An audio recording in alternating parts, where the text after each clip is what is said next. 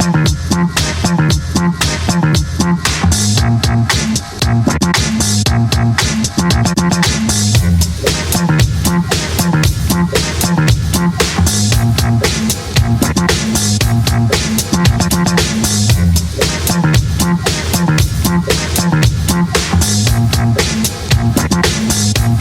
to the Power Factor Show. Episode 161. Sponsored by Taylor Freelance, Rainier Ballistics, Hodgdon Powders, and JPL Precision.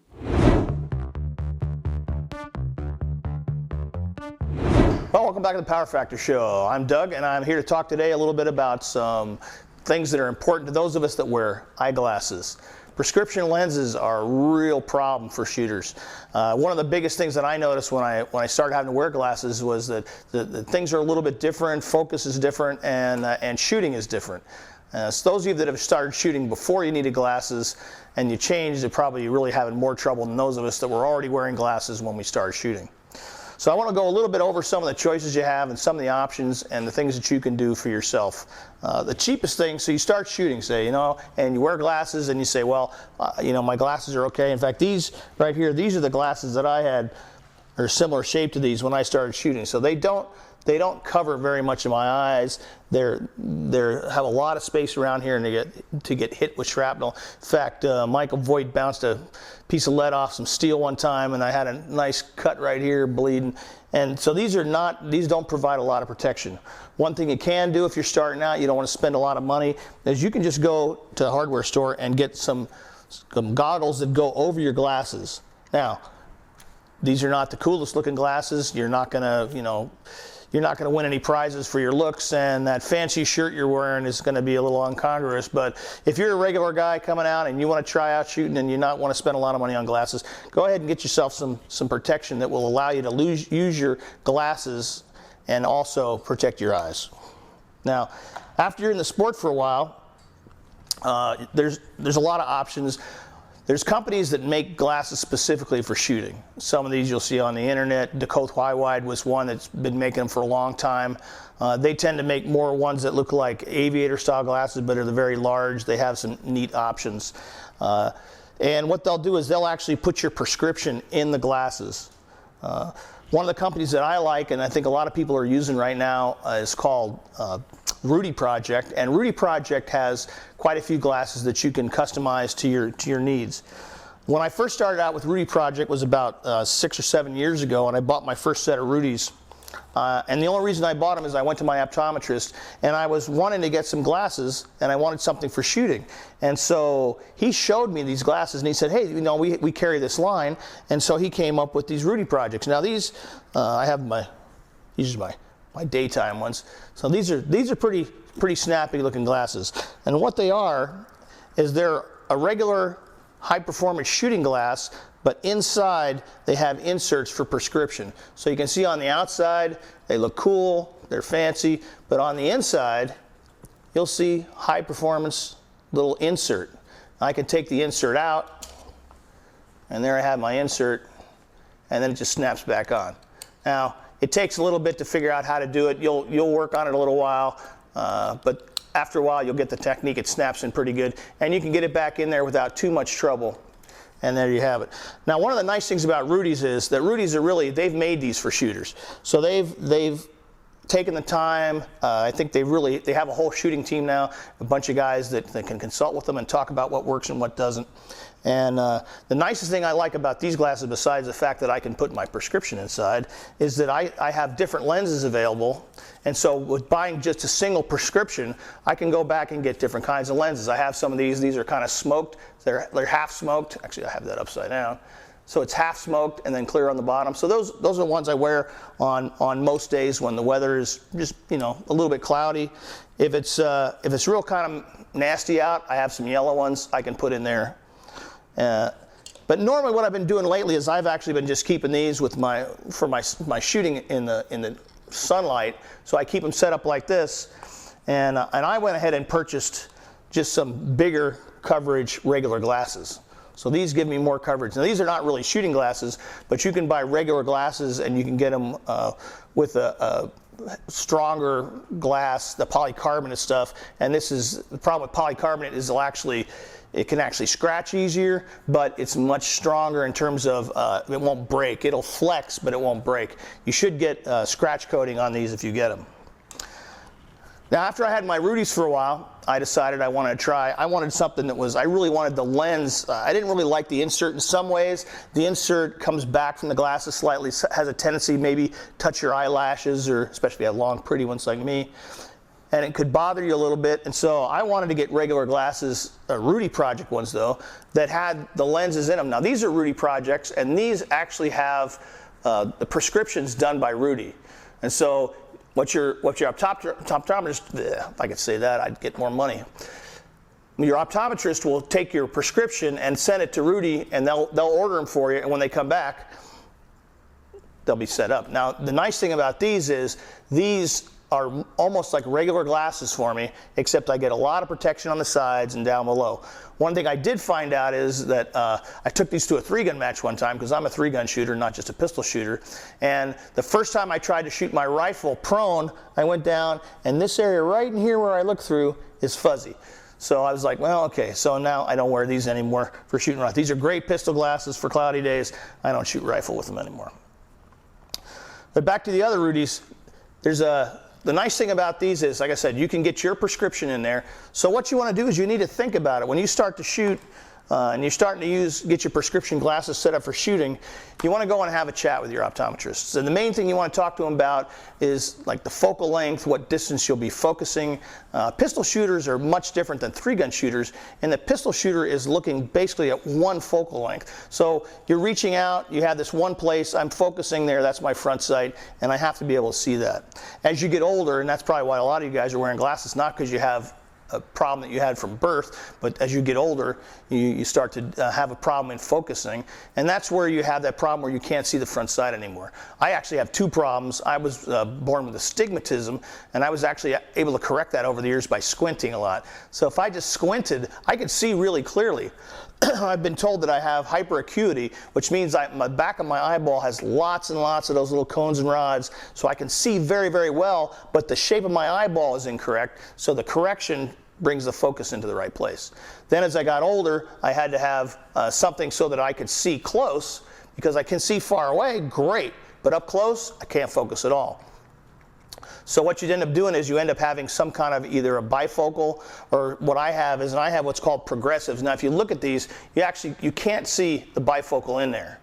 So you can look in there, you don't see any lines. So it's called a no-line bifocal or progressive lens. And so what that does is there's a difference in the bottom part down here has my close focus, and then up above in this area here is my regular prescription for far away. And as you rotate your head back and forth, it focuses closer and closer. When you go to your optometrist, they can actually change the location of that focus. Now some guys that shoot all pistol, I've heard they will actually get their shooting eye, their master eye, they will get that in the whole thing set up just for that one focal length. So they can focus where their pistol sight is, but they can't focus anywhere else. So they'll leave their left eye, say if their right eye is a master eye, they'll leave their left eye set up with the regular glasses, and their right eye set up to only focus in close. I don't know about you, I think that would give me a headache. But people do it. Another thing people mention is flipping, putting the close up on top, so you look down here. I don't really like all that stuff. I just like to have the progressive lens, but have them move that focus up farther. So what they can do is when you look through the glasses, you can set it up so if you look up here, you see fine, and then you don't have to turn your head very far, and you're starting to focus close. And that's the way I have my Rudy set up. When I had these set up, I have them so that focus, the change from regular prescription to the close-up prescription starts very, very high. So I don't have to bend my head very far to see my lens. Now mostly I shoot open now, which isn't as bad. For the people who shoot with iron sights, it makes a big difference because you need to be able to focus on that front sight. But for the people like me to shoot open, it's not as important because that dot appears to be farther out, and so it's easy to focus on. But for those people that are out there shooting and you have to focus right on that pistol sight, you have to be able to see that. If you can't see your front sight, it's very difficult to hit targets. If you see the target nice and clear and you see your front sight is basically just one blob and your back sight's another blob and you can't tell where they go, you're going to have a heck of a time hitting anything. when you go to your optometrist, what you want to do is you want to sit down with them and have a chat. Now, the guy I go to is a pretty cool guy. I explained to him, hey, I do the shooting. He even looked at some of my videos on the internet, and I told him what I wanted to do. So he said, bring a gun in. I haven't done that because I'm mostly shooting open, but you might want to check and see. The guy might be open to it. If you might say, hey, come on, bring in whatever you want to aim with. Maybe you're a rifle shooter and you need to have a certain focal length, or a pistol shooter. But to have the discussion first before you show up with the gun in the guy's office. And he may actually be able to help you out, and he may be able to set it up so that he can fix your glasses that are just the way you want. If anybody's seen older videos of me shooting when I was shooting limited, you'll see that my head is cranked way back like this before I have my glasses set up right, and it looks funny. I mean, it's not hard to shoot that way, but it's just kind of odd when people are looking at you and your head's cranked way backwards. They can tell what you're doing, but it just looks silly.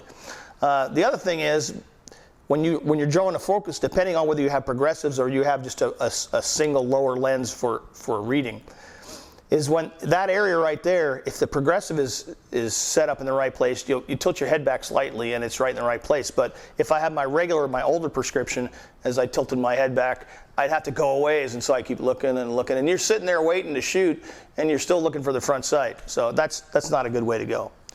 So if you have the chance, you have the money. Now, let's talk a little bit about money. So if you're using prescription glasses, you're used to spending some money. These will be covered like any other glasses, except that, like my plan, I only get one pair of glasses per year, and then I get a pair of lenses the next year. So a couple of years I had to say, well, I'll skip, I'll use the frames I had from 2-3 years ago, I'll keep those, and I picked up a pair of Rudy frames, which worked out pretty good for me. But if you have to pay for them on your own, these are fairly expensive. You're probably looking for a pair of Rudies, in the $300-400 range. You can buy them without the inserts and get them done later. There's also some other options. There's other companies that make the same kind of a setup. They make a shooting glass with a prescription insert on the inside. But that insert is really, if you're the one that you want to look cool on the outside and have your prescription on the inside, to me, that's the hot ticket.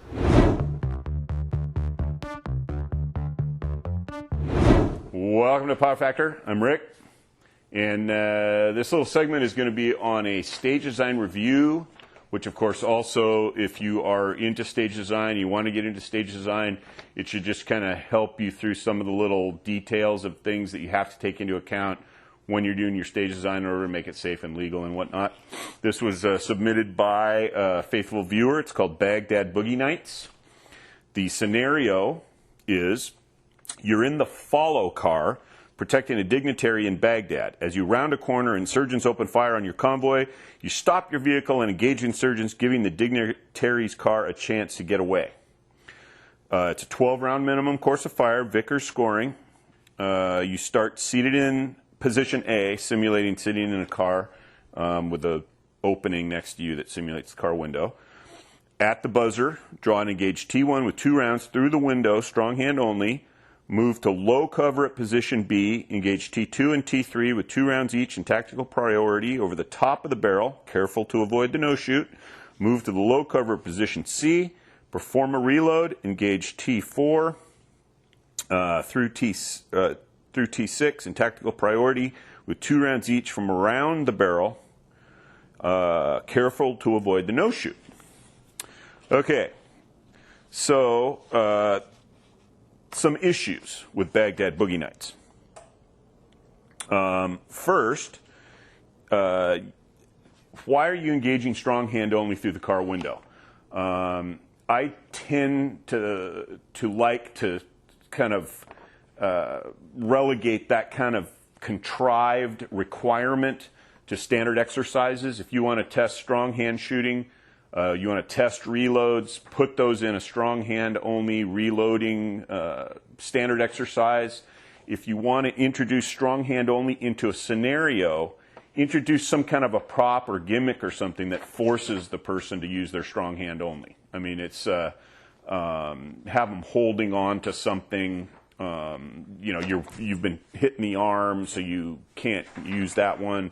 Something that requires you to use strong hand only, but work it into the scenario and into the stage so that it's a natural part of the course of fire rather than dictating, engage this target strong hand only. Then it says move to low cover at position B. When this was submitted, it was not appropriate to have somebody go to a low cover position in the middle of a course of fire. And now, since the new rule book came out in October, it's been specifically banned. You cannot have a low cover position except as the last cover position in a course of fire. And that's just taking into account people with, you got a bad hip, bad knee, whatever. It's hard to get up on the clock. So you reserve that low cover position for the last position in the course of fire.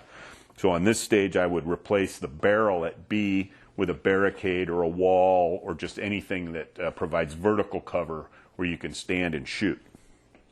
Then after engaging T2 and T3, move to position C, and then it says perform a reload. Another thing that's discouraged, if not an outright ban, is dictating where and when a reload takes place. You cannot require somebody to do. In this case, after everybody should have fired at least 6 rounds.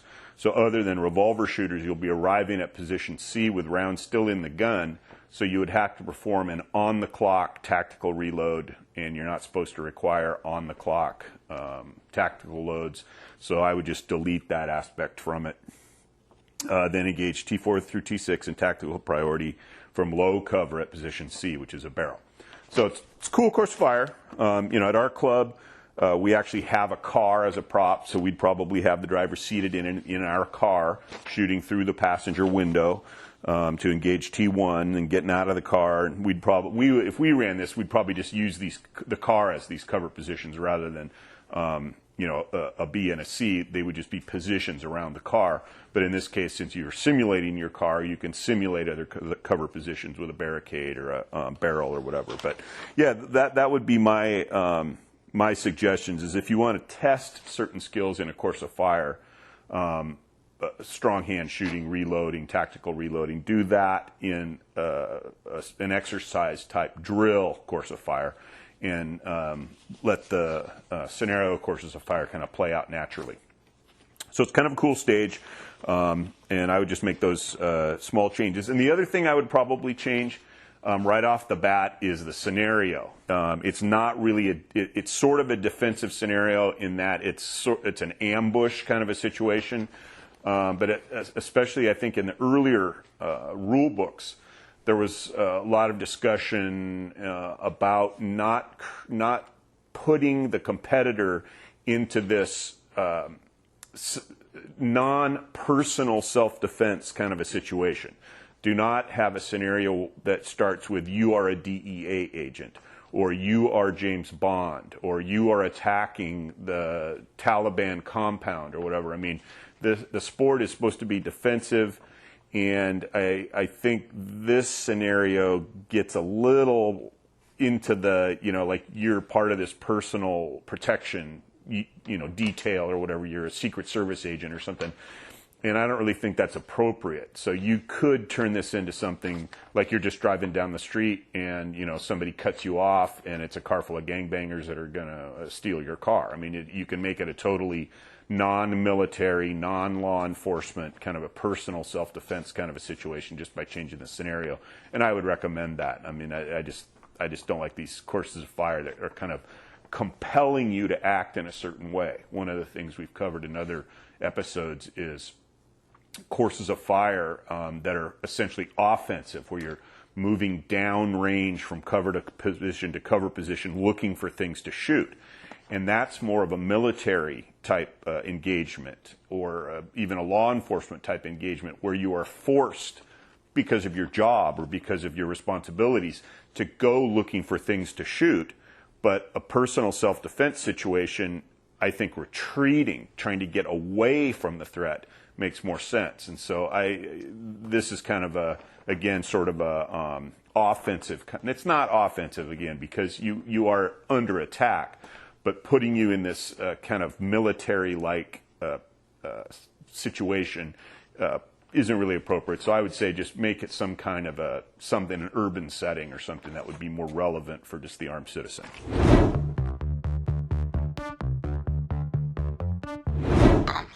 Ba-dum, ba-dum, ba-dum, ba-dum, ba-dum, ba-dum, ba-dum, ba-dum, ba-dum, ba-dum,